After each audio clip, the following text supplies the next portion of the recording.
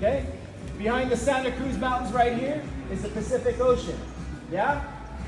Here in Silicon Valley, we always are a recipient of nice natural air coming from the Santa Cruz Mountains. The engineers and designers knew that, so when they designed the landscape of the Earth, not only does it look beautiful, but that landscape holds that air specifically and pushes it into the main building. And you know what that provides us? Air conditioning and heating 9 months out of the year.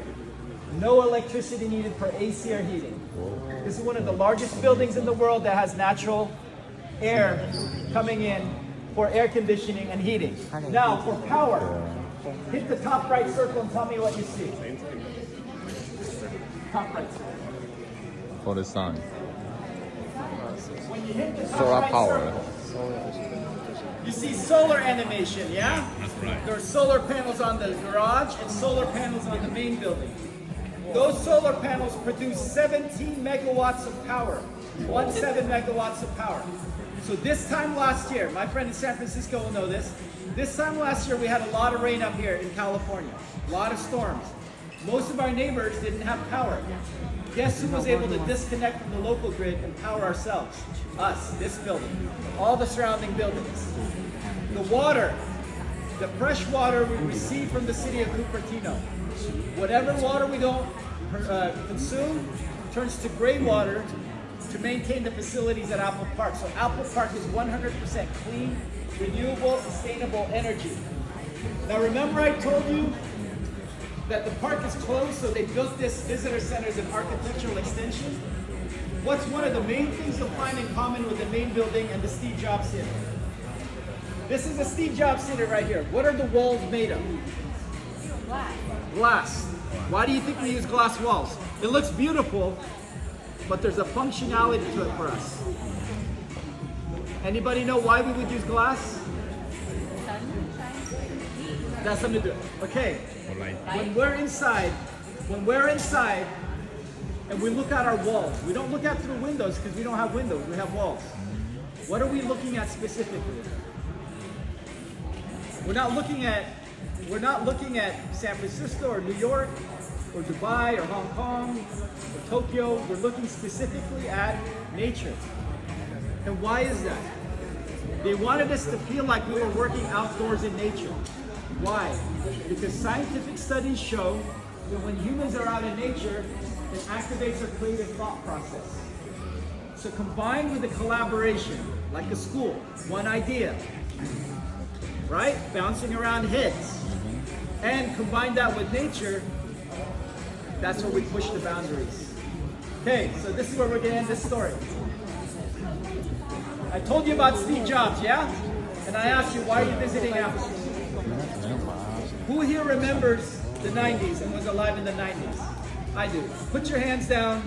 We have a couple 19-year-olds pretending to be 21-year-olds. All right? Okay. What were computers and cell phones like in the 1990s? I mean, they were big, but they weren't that big. But, you know, they were ugly. They were hammers and screwdrivers and pickup trucks. They were tools. We didn't see them the way we looked at today. Now, Steve Jobs died in 2011, yeah? This opened in 2017. We've been open almost about 7.5 years, just a little over 7 years. Steve Jobs, one of the co-founders of Apple, never saw his vision come to life. However, he had two collaborators who were going to execute, who he trusted to execute his vision to the T. The first one was Norman Foster, Foster & Partners. He was the lead architect that designed Apple Park. The second one is Johnny Ive. By the raise of hands, does anybody know who Johnny Ive is? Does anybody know who Johnny Ive is? No. I have one head here, nodding. Only one of you, only two of us here know. I don't want you to feel bad, but I'm going to tell you right now. The question I asked you why you're visiting Apple, you can attribute that to Johnny Ive. Sir, who is Johnny Ive? Johnny Ive was the chief designer of Apple from 1998 to 2019.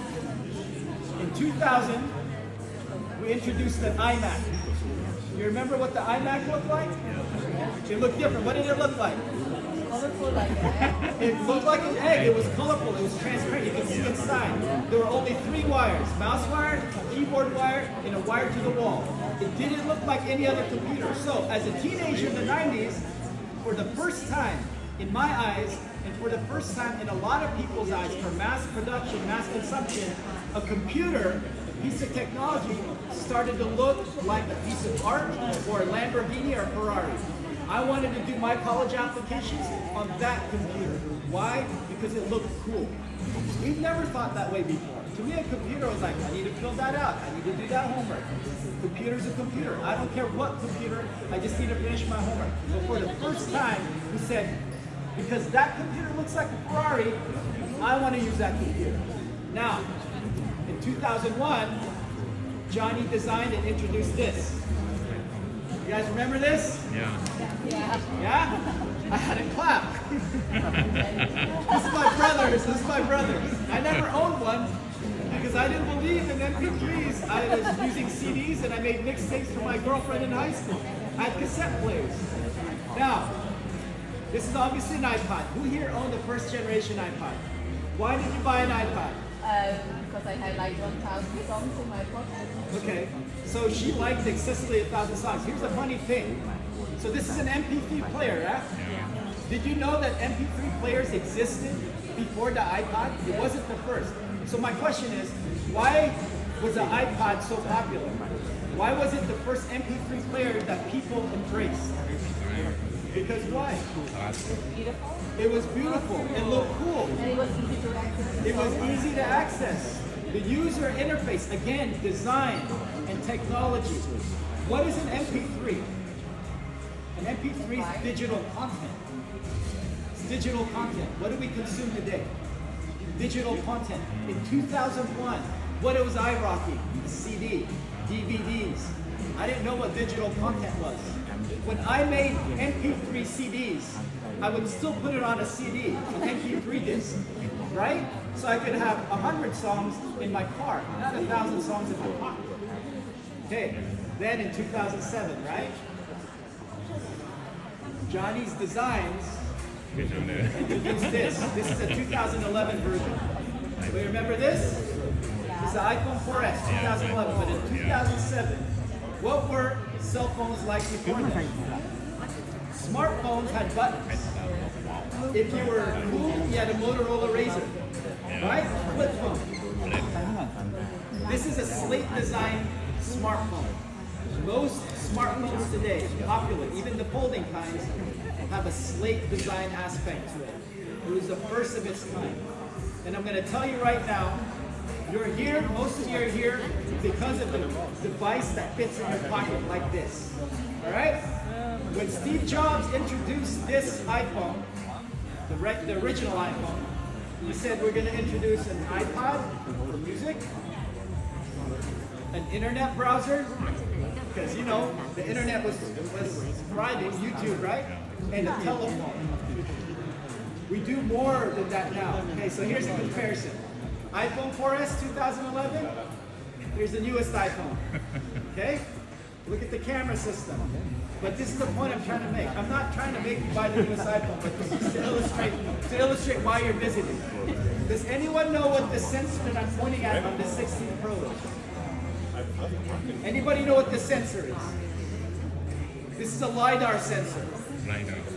LiDAR we introduced in September 2020 while I was watching Tiger King. I was locked at home, right? iPhone 12 Pro. And we said LiDAR will allow you to take better low light photos. That's what we said. This LiDAR system, what it is it uses light to measure distance, yeah? In 1971, before I was born, 1971, Apollo 15 used LiDAR systems to map the surface of the moon. So here's the second question. Why would Apple give you the instrument to map the surface of the moon in 1971 aboard a spaceship? Why would we put it on your personal device? Is it really just to take low light photos? Better low light? No. In 2023, there's a group of smart people that use an iPhone 14 Pro LiDAR system or LiDAR scanner to make initial scans so that they can make prosthetic limbs for pet dogs that were missing a leg. My sister-in-law had a golden retriever with 3 legs. He's still my favorite dog. His name was Jasper. He was a tripod. But this company did that. You see, that's why you're visiting Apple. Because we live in the 21st century, and in a short 25 years, we started, our relationship with technology started to change to the point that now we have a new generation that don't know any better. They think all technology looks like Ferraris, Paganis, Lamborghinis, Mercedes black AMGs, whatever you want to call it, right? But to me, an old man like me, this is Star Trek technology. This is not a phone, but rather this is a supercomputer. A supercomputer that does more than just listen to music. It does more than browse the internet. It does more than take phone calls. It does a lot of things that I need it to do, and it fits right here, my front pocket. What a great time to be alive. This is why we're visiting Apple, because whether you're a Samsung user or whatever company you use, it doesn't matter. We recognize that Apple has had a big part in shaping our relationship with technology and the way we know it today. It wasn't always this way 25 years ago. It was very different. I will say this, that as you use your devices, okay, I hope, and I don't care if I get in trouble for this, I hope that you see these just as tools, that you're not always looking down at it, that you put it away, and that you look up and talk to people. You see them smile, that you find beauty in the imperfections, and that you go outside, whether it's a cloudy day or a sunny day, that you see the beauty in all the seasons and all the weather. And remember that the company that produced this, that you're holding right now, that you like, that you're always stuck on and always just looking at dinner and never look up at your family members. You're on a first date. You're on this. If you're alone, you look at this. It's a safety net, right? You look at this. But the company that produced that gets its most inspiration from imperfect humans like you and me that have flaws but can have brilliant ideas, and from cloudy skies like that. So that is what I love about not Apple, but just the time we live in today. That's why it's a pleasure working for Apple. I will say this. Here's my favorite thing about Apple. You're going to have to take my word for it. I mean, my favorite thing about Apple Park. Now, everything about Apple is form and function, yeah? We have trees to beautify the space, to make it, to remind us of how beautiful California and the world is. We have fences for security, right? We have a garage right here. This garage is important. We need a garage. We need a garage because there are 12,000 employees that meet here. Okay, 12,000 employees. Now, this is not just a garage. Those aren't just trees, and those aren't just fences.